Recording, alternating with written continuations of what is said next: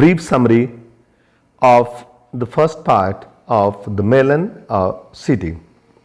In the first part of the tale, we read that there was a placid and just king.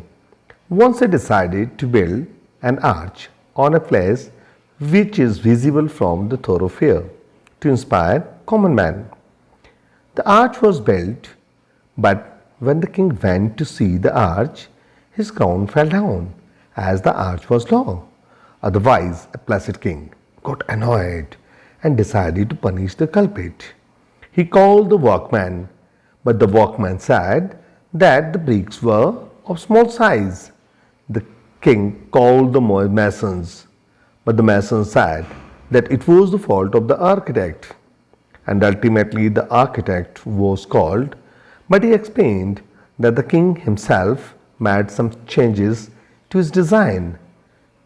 It was a difficult situation. The king called the wisest man of the state to take the decision, and the wisest, in fact the oldest man, was brought. Now let us see in the coming part what decision he takes. Let's see second part of the tale.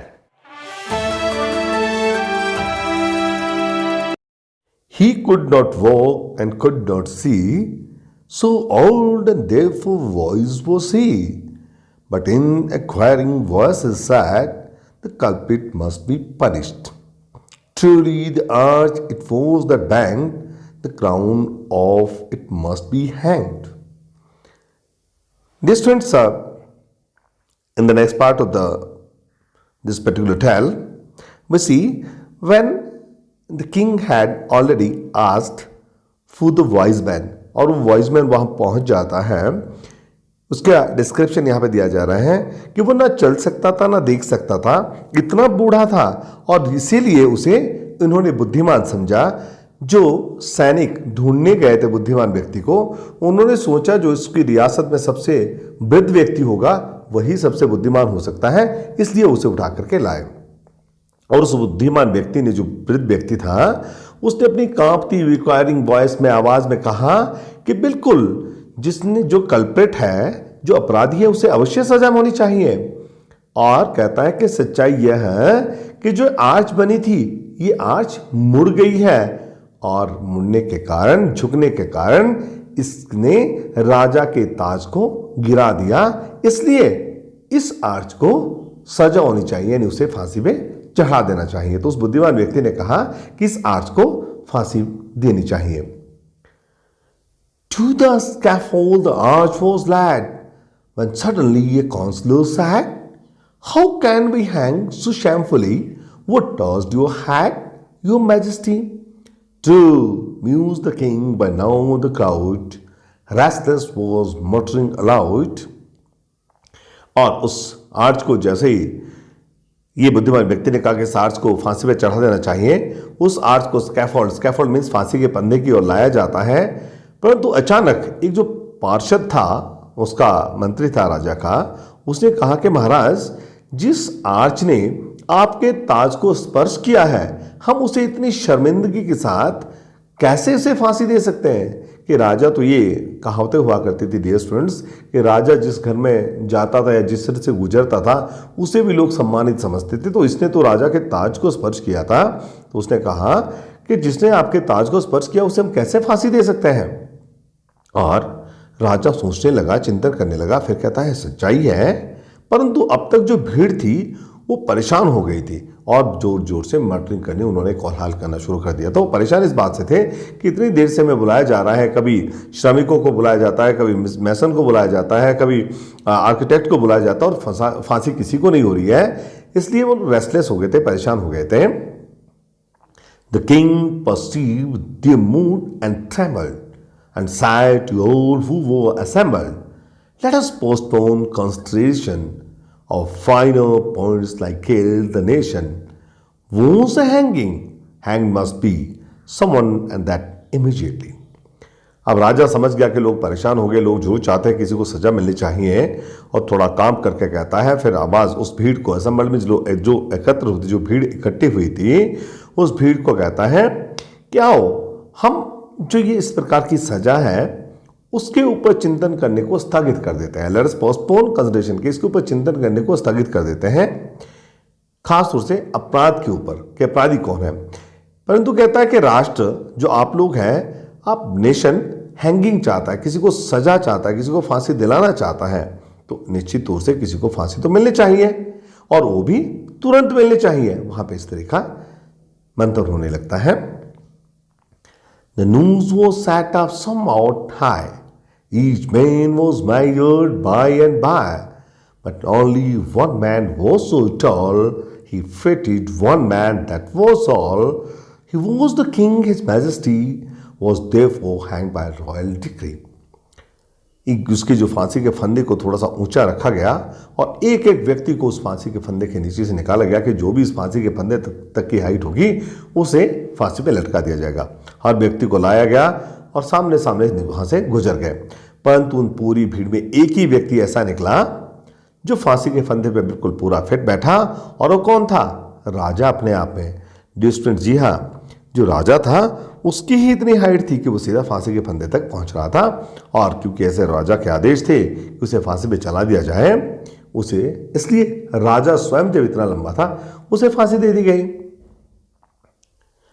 Thank goodness we found someone, said the minister, for if instead we had known the unruly town might well have turned against the crown. और जो मंत्री तूने कहा कि शुक्र है भगवान का कोई व्यक्ति तो ऐसा मिला, नहीं तो अगर कहते कोई व्यक्ति ना मिला होता तो जो भीड़ थी, जो शहर था, लोगों के जो कस्बे के जो लोग थे, वो राजा के विरोधी हो जाते हैं। जबकि राजा ही ऐसा व्यक्ति निकला जिसे फांसी देनी पड़ी। परंतु ये मंत्री इस बात पर चिंतन करते हैं कि अच्छा हुआ जो कोई व्यक्ति मिला, किसी को तो सजा हुई, नहीं तो भीड़ राजा के विरुद्ध हो जाती। Long leave the king, the minister sad, long leave the king is dead. They pondered the dilemma, then, being practical-minded men, sent out the heralds to proclaim in his former majesty's name. और उन लोगों ने, मंत्रियों ने नारे लगाए, राजा अमर रहे, राजा अमर रहे। राजा मर गया और वो लोग चिंतन करने लगे, दुविधा थी कि हम नया राजा किसे बनाया जाए। परंतु व्यवहारिक व्यक्ति थे, इसलिए उन्होंने पूरे उस पुराने राजा के नाम पर से पूरे राज्य में घोषणा करवा दी। अगले राजा के बारे में क्या घोषणा करवाई? The next to pass the city gate will choose the ruler of our state, as is our custom this will be, and forced with due ceremony. A man passed by the city gate, an idiot. The guards cried, wait. अगले, और ये घोषणा क्या करवाई कि शहर के जो मुख्य द्वार था, प्रवेश द्वार था, उसके पास से जो भी व्यक्ति, पहला व्यक्ति निकलेगा वो हमारे राजा की घोषणा करेगा, यानी उसी जिसे वो कहेगा वही हमारे राज्य का राजा बनेगा, क्योंकि वहां का ऐसा ही रिवाज था। और उसके अनुसार उसे राजगद्दी पर पूरे सम्मान के साथ बिठा दिया जाएगा। और इसी प्रकार से जो गेट के पास से एक व्यक्ति निकला, परंतु थोड़ा सा मूर्ख सा व्यक्ति था, परंतु था पहला व्यक्ति, इसलिए जो सुरक्षा कर्मी थे वो चीखे कि रुको। उस व्यक्ति को कहते हैं रुको। Who is to be the king, decide? A Mahlon, the idiot, replied. This was the standard answer to all questions they liked Mahlon's you. Are now our king, the minister said, crowning a Mahlon. Then the lad carried the Mahlon to the throne and reverently sat it down. Who is to be the king, decide? और उससे कहने लगे कि इस बात का निर्णय लो कि हमारे इस रियासत का राजा कौन बने। और उस मूर्ख ने जवाब दिया कि मैलन। ये उसका एक स्टैंडर्ड आंसर हुआ करता। उससे कोई भी क्वेश्चन पूछते थे, उसे बहुत ज़्यादा मैलन्स पसंद थे, इसलिए वो कहता था मैलन्स। और जैसे उसने जवाब दिया कि मैलन तुम्हारा राजा बनेगा, तो जो मंत्री थे उन लोगों ने बड़े सम्मान के साथ उस मैलन को लाया, उस तरबूज को लाया और उसे राजगद्दी की ओर लेने लगे और बहुत रेवरेंटली, रिस्पेक्टफुली उसे गद्दी पर बिठा दिया गया। This happened years and years ago, when now you ask the people so, your king appears to be a Mahlon. How did this happen? They say, well, on account of customary choice, if His Majesty rejoice. ये सालों साल पहले ऐसा हुआ, यानी उस रियासत का जो राजा उसे मेलन को बना दिया गया। अब लोग जब उससे पूछते हैं, उन लोगों से पूछते हैं कि ये कैसे हुआ, मेलन कैसे तुम्हारा राजा बना, तो वो ये सब घटनाएं कैसे घटी, तो वे सारे कस्टमरी चॉइस की बात करते कि ऐसा हमारा रिवाज था और रिवाज के अनुसार, क्योंकि राजा की ऐसी इच्छा थी और रिवाज इस तरह का था, इस प्रकार से मेलन को हमने राजा बना दिया। In being a melon that's okay, with us for who are we to say what he should be as long as he leave us in peace and liberty. The principles of laissez-faire seem to be well established there. कहते वेलन को बनाने में क्या बुराई है? With us for who are we to say, हम कौन होते कहने वाले? What he should be as long as he, वो तब तक रहना चाहिए जब तक वो हमें शांत और स्वतंत्र रख सके, उसे तब तक इस देश का राजा बना लेना चाहिए, क्योंकि ऐसा सिद्धांत है लेसेस-फेयर होता है dear students, principles of no regulation of industry, यानी कि किसी प्रकार की इंटरफेरेंस ना, रिफ्यूज टू इंटरफेयर, कि हमारे इसमें सॉवरेनिटी में, प्रभुसत्ता में कोई इंटरफेयर ना करें, ऐसा सिद्धांत, इस सिद्धांत के अनुरूप ये वेल स्टैब्लिश हमारा लॉ था। इसलिए यहाँ पे हमें कोई परेशानी या किसी और को नहीं होनी चाहिए अगर मेलन हमारा राजा है, क्योंकि जब तक वो हमें स्वतंत्र और आजाद रख पा रहा है। That's all dear students, the tale of melon city. Now the summary. The tale deals with the story of a king who had constructed an arch across the major road. But when he went to that arch, his crown hit against it and fell down. The placid king felt unhappy and ordered that the chief builders must be hanged. But the chief builder said that it was the fault of the workman. The king ordered that the old workman be hanged. The workman told the king that the bricks were not of the same size. The king called the mason and ordered that he must be hanged. The mason said that it was the fault of the architect, and the architect informed the king that he himself made changes to his design. Now the king was confused. He called the wisest men of the city.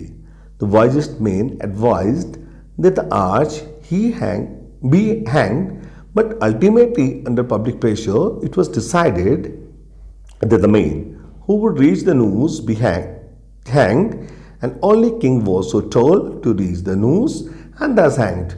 And then, as per customary, the first man entering the city said that the melon be the king of the city, and as per custom, the melon was crowned as the king of the city.